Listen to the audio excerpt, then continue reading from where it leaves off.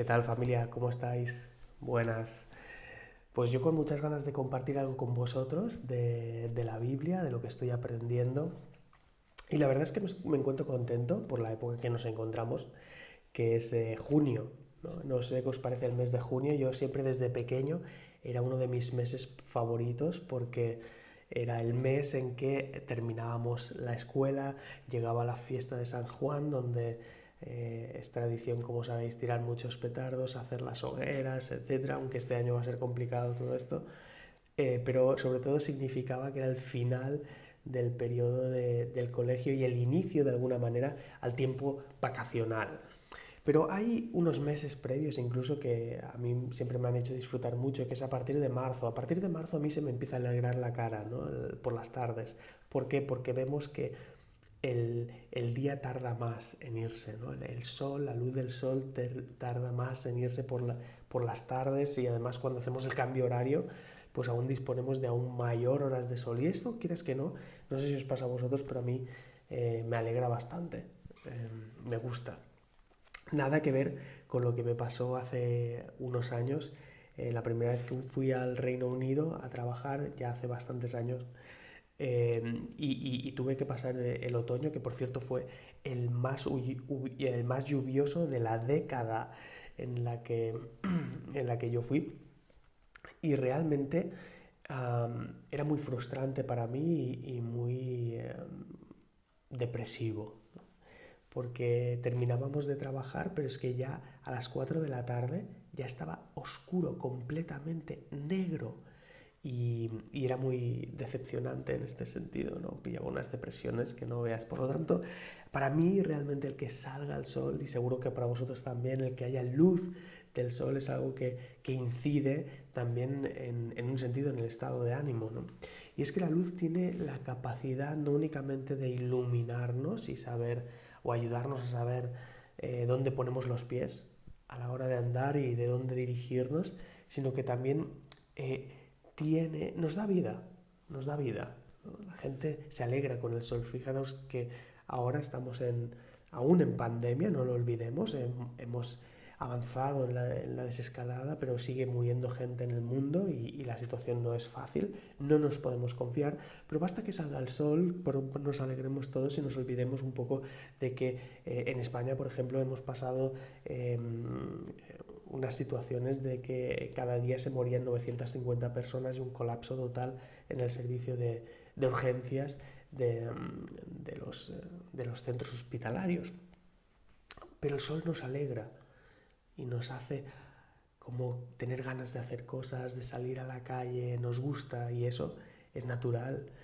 Cuando vemos una fotografía, nosotros sabemos identificar a lo mejor que ese paisaje que estamos viendo es un paisaje melancólico o es un paisaje que despierta emoción, que despierta alegría, solo con verlo, solo con ver sus colores, solo con ver la iluminación. ¿Es este paisaje un paisaje melancólico? ¿O es más bien este paisaje un paisaje melancólico? ¿Qué es lo que define la diferencia entre uno y el otro? Lo que define la diferencia es un factor de iluminación. En uno podemos ver colores más vivos, como todo más iluminado, como que nos emociona más, nos da ganas de salir. Una foto melancólica no puede ser una foto de la Villa Olímpica o de las playas abarrotadas. No es una foto melancólica. Una foto melancólica puede ser, por ejemplo, un día lluvioso. Entonces nosotros somos capaces de identificar el estado de ánimo que asociamos a una imagen en función de la luz que refleja la imagen. Porque somos personas que nos vemos afectados y sintonizamos también con esas imágenes porque nos vemos afectados por el grado de luz que hay en nuestras vidas. El grado de luz puede determinar nuestro estado anímico y el grado de luz influye en la forma de ver la vida y repercute en nuestro estado emocional. Nosotros no conocemos todas las cosas, nosotros no sabemos todos los misterios, ni vemos los organismos microscópicos más pequeñitos no caben en nuestro entendimiento, ni somos capaces de comprender lo que es una galaxia a no sé cuántos años luz que sea, no sé, tan enorme que es difícil pensarlo con la mente, ¿no? Pero a través de lo que nos rodea podemos aprender cosas importantes. Y una de ellas es que la luz es buena. Mirad qué dice la Biblia en el capítulo 1 del Génesis, es decir, el primer capítulo de la Biblia dice lo siguiente si empezamos a leer y me acompañáis. Génesis capítulo 1, en el principio Dios creó los cielos y la tierra, ¿ok? Y la tierra estaba sin orden, estaba vacía, era un caos. Es decir, las tinieblas cubrían la superficie, no sabemos qué era, pero la superficie del abismo, ¿no? Y el Espíritu de Dios dice que se movía sobre la superficie de las aguas, de ese caos, ¿no? Entonces Dios dijo, sea la luz, hágase la luz. Y hubo luz. Y vio Dios, dice la Biblia, y vio Dios que la luz era buena. Lo que Dios vio en ese momento es lo que nosotros vemos también a través de las situaciones de esta misma vida que estábamos comentando ahora y que incluso, pues, creas o no creas en Dios, es algo evidente que el sol nos influye en nuestro estado anímico. La luz es buena, la luz nos influye en positivo, cosa contraria a lo que es las tinieblas o la oscuridad. Todas las cosas naturales que vivimos tuvieron un origen sobrenatural, nos enseña la Biblia. Y Dios vio lo que tú también estás viendo ahora, que la luz era buena.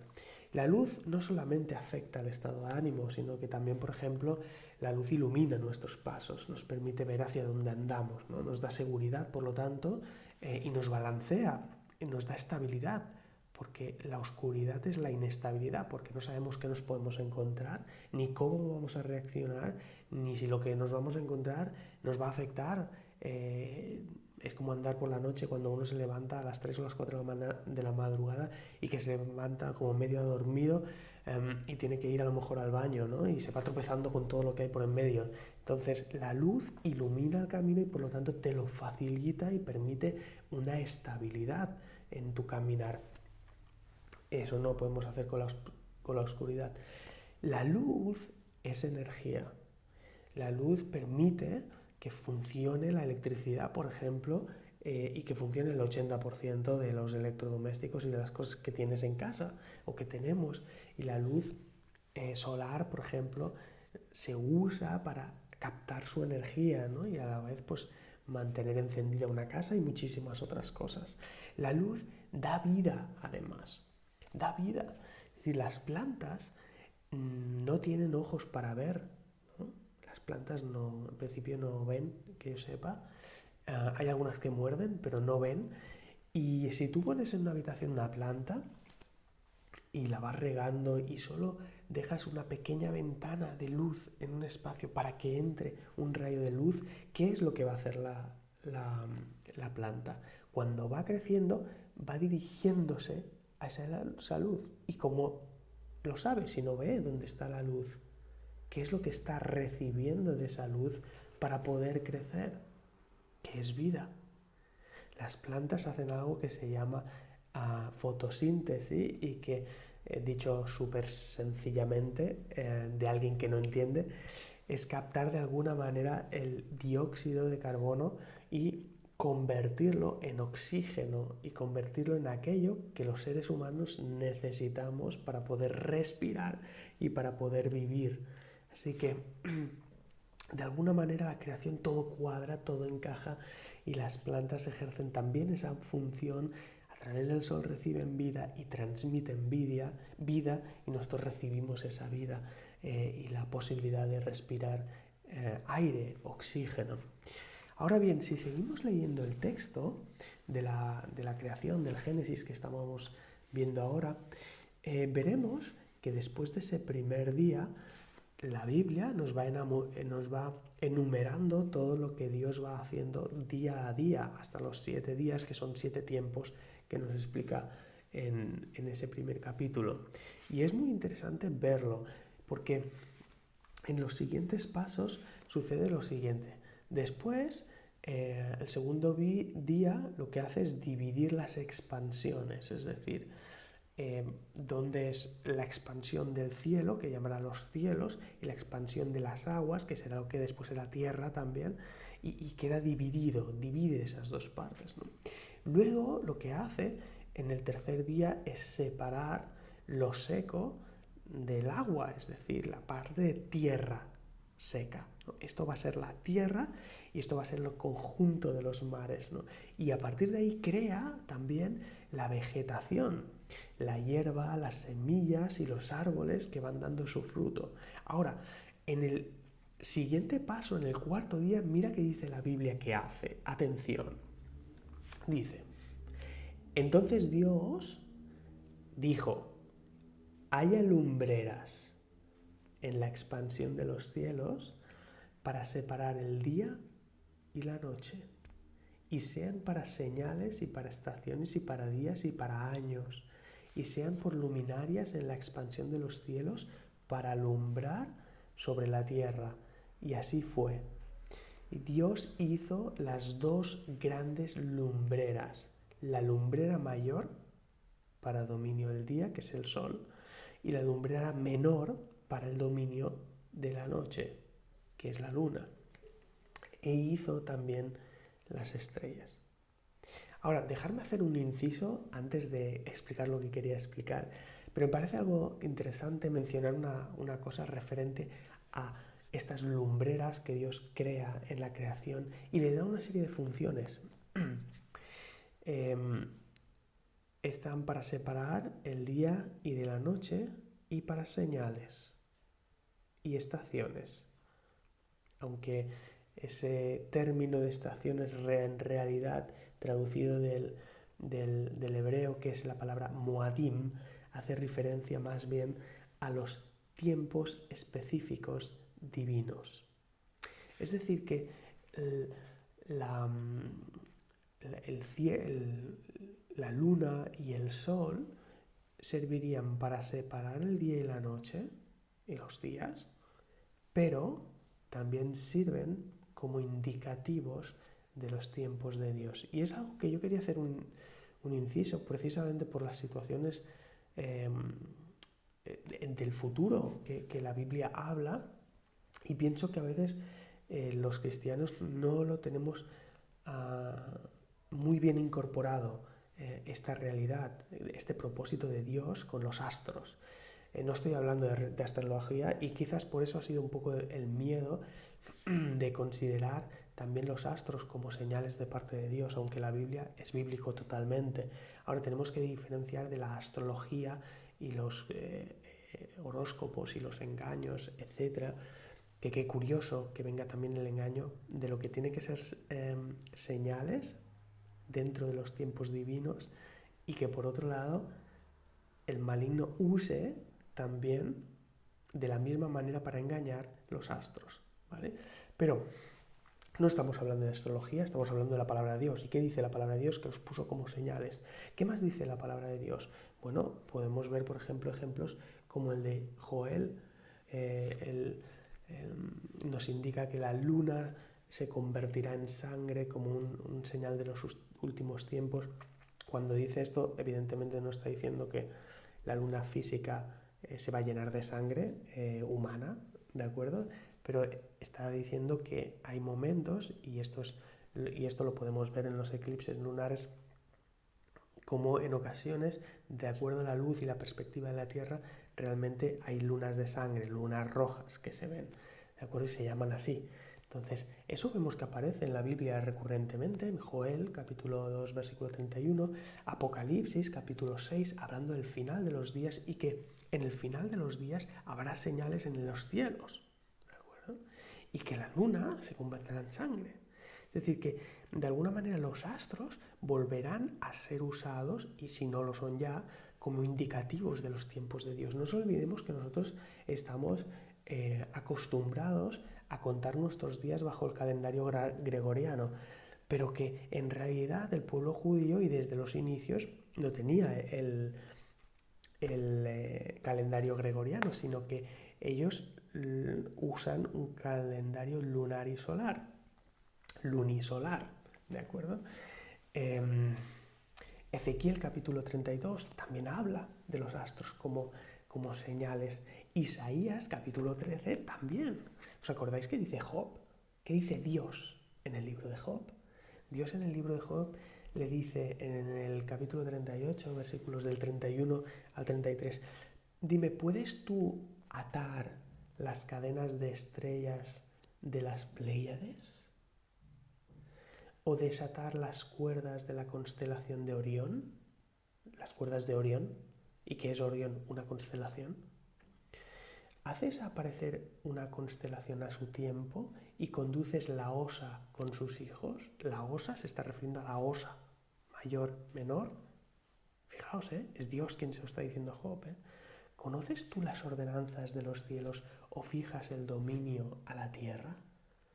Es decir, que la Biblia mantiene en todo su argumentario, al final vemos que aparecen los astros que Dios creó en el inicio, cumpliendo esa función de ser señal de los tiempos también. No vamos a entrar en este vídeo aquí, pero sí que es bueno que a veces tengamos en cuenta esto, porque yo creo que ese miedo a no caer en cosas raras, ¿no?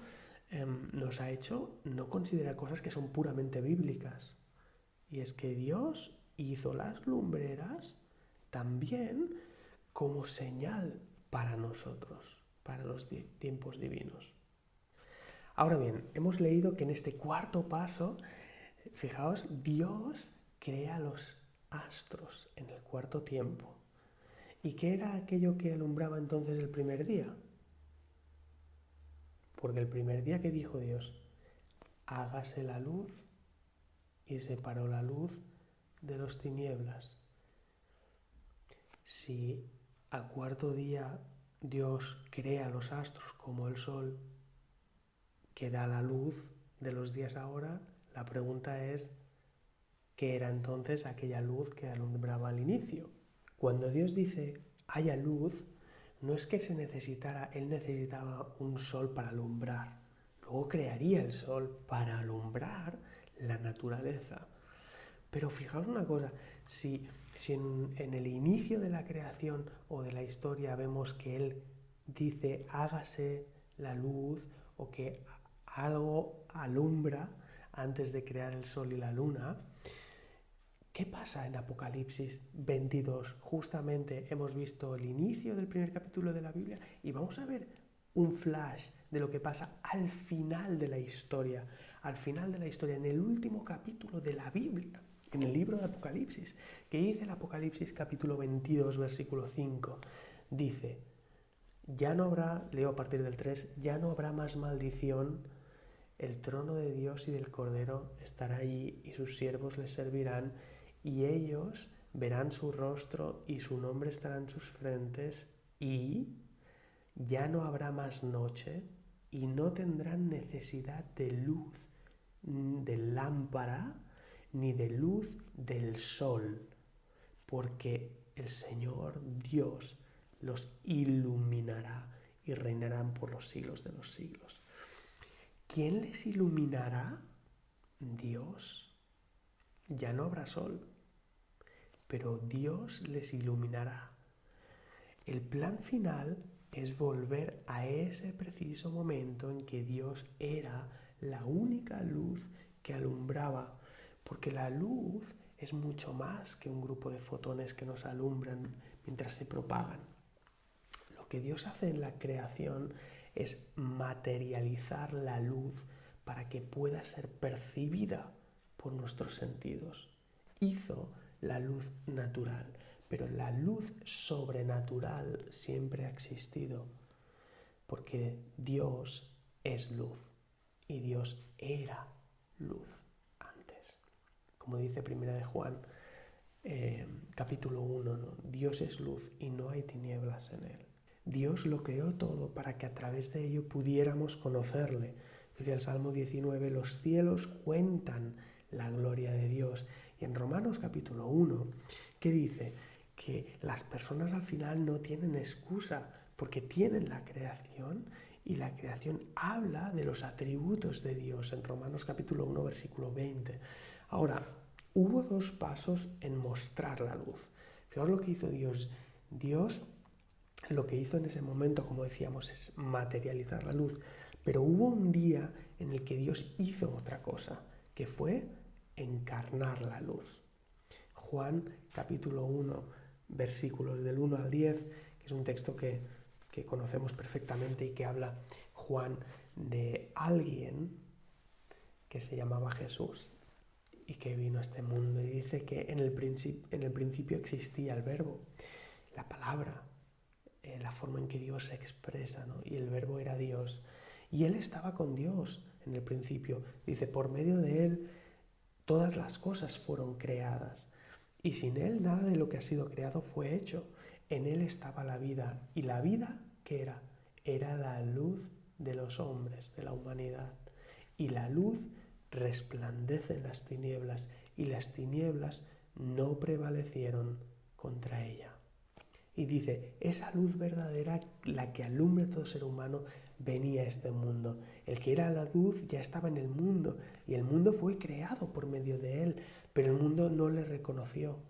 Vino a los suyos, pero los suyos no le recibieron. Ahora, más a los que le recibieron, a todos los que le recibieron, a los que creen en su nombre, les dio el derecho de ser hijos de Dios. Esto es los que no nacen de sangre, es que uno no hereda la casa de Dios, uno no llega a ser hijo de Dios porque mi padre era cristiano, porque mi padre seguía a Jesús, entonces yo ya soy hijo. No, esto no funciona así, no va por sangre, va por fe. No viene por deseos naturales, ni por voluntad humana, sino para aquellos que viven, que nacen de Dios como hijos, creyendo en su nombre. Ahora os voy a explicar un detalle que me ha fascinado completamente. Justamente en el primer capítulo de Génesis hay una cosa muy curiosa, porque nosotros cuando nos levantamos por la mañana desayunamos y bueno, nos duchamos, nos aseamos y vamos a trabajar e iniciamos la jornada, ¿no? Es el inicio del día, iniciamos la jornada, trabajamos, comemos, seguimos trabajando y cuando ya vamos terminando el trabajo decimos que ya estamos terminando el día. ¿Por qué? Porque el sol se va y viene la oscuridad y nosotros acabamos el día y acabamos la jornada. Pero la visión de Dios no es así, no funciona así. Que fijaos que dice en el capítulo 1 del Génesis, dice que cuando Él está creando, ya lo diré en el 5, en el versículo 5, al final dice que la luz le llamó día y las tinieblas noche, ¿no? Y dice, y fue la tarde y fue la mañana, día 1. Si vamos al versículo 8, dice, y llamó Dios la expansión de los cielos, dice, y fue la tarde y fue la mañana, día 2. Y si vamos al siguiente, el versículo 13, vamos a ver que dice, y fue la tarde y fue la mañana, el tercer día. Es decir, ¿cómo inicia? Fijaos cómo inician las jornadas en la mente de Dios. ¿Cómo inician? No inician por el día y acaban en oscuridad. Es al revés. Inician por la tarde y acaban en el día. Porque en el plan de Dios es pasar de la oscuridad al resplandor del día. Lo que había antes de la luz era el caos, eran las tinieblas, pero gracias a que Él dijo, sea la luz, se hizo la luz. Y ese fue el cambio. No al revés, pero nosotros vivimos al revés. Y Dios nos quiere mostrar su plan inicial para cada uno de nosotros. Él no nos ha llamado a vivir en oscuridad ni en tinieblas, nos ha llamado a vivir en la luz. Y si estamos diciendo que en la Biblia, en la creación, nos explica cómo Dios materializa la luz y luego cómo Dios encarna la luz a través de su Hijo, vale la pena que le podamos escuchar. Finalmente, hay algo que sucedió después de que Dios viera que la luz era buena, ¿no? Dice que Dios vio que la luz era buena y separó las tinieblas de la luz. Es decir, hay una separación. Justo en esos 3 primeros versículos, cuando dice, vio que la luz era buena, el siguiente paso que hizo, separar la luz de las tinieblas. Hay una cosa más complicada aún que mezclar el agua con aceite, y es mantener la oscuridad cuando enciendes una luz. No es posible. La luz es incompatible con la oscuridad y la única forma de mantener la oscuridad es estando separado de la luz. Y Jesús dijo, yo soy la luz del mundo, el que a mí viene no andará en oscuridad. ¿Qué pasa si te mantienes alejado de la luz? Es la única manera de mantener la oscuridad. Pues no es un contrasentido convivir de forma conjunta la luz y la oscuridad.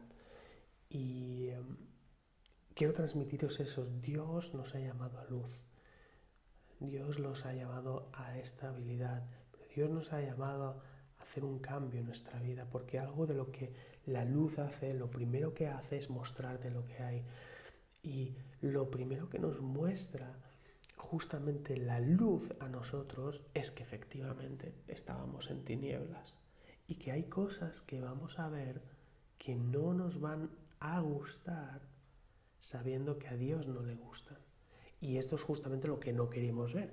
Por eso dice la Biblia que Dios amó al mundo de manera que envió a su Hijo unigénito para que todo aquel que crea en Él no se pierda, sino que tenga vida eterna. Porque no envió Dios a su Hijo al mundo para condenar al mundo, sino para que sea salvo por medio de Él. Pero dice después, el que cree en Él no es condenado, pero el que no cree ya ha sido condenado, porque sigue viviendo en tinieblas. O sea, ha rechazado la luz, sigue estando en la oscuridad. ¿De acuerdo? Dice, y esta es la causa de la condenación. ¿Por qué? Dice, porque la luz vino al mundo, pero la humanidad amó más o prefirió las tinieblas que la luz. ¿Por qué? Porque sus hechos eran malos. Y todo el que hace lo malo no quiere la luz, porque entonces sus obras van a ser reprendidas. Va a quedar manifiesto de que no estamos haciéndolo bien, y eso no le gusta escuchar a nadie. Pero ese es el primer efecto de la luz, y ese es el primer efecto del cual nosotros tenemos que sacar partido, porque Dios quiere que tú veas cómo eres por dentro para que puedas arrepentirte y recibir toda la luz, y que tú seas luz también para los demás. Así que es necesario obedecer a Jesús, es necesario obedecer a Dios y decir, es cierto, soy rebelde contra ti, no he querido saber nada de ti, y menos si tú a mí me vas a decir lo que he hecho mal, ¿no? Pero ahora lo veo. Ora de esta manera, dile, Dios, ayúdame, enséñame qué es lo que estoy haciendo mal, qué es aquello que me separa de ti, enséñame qué es para que yo pueda verlo y pueda arrepentirme y pueda estar cerca de ti, contigo para siempre. Y como dice en Apocalipsis 22 que hemos leído, al final tú eres mi luz, quien me va a iluminar ahora que hay sol y cuando ya no esté el sol, por siempre.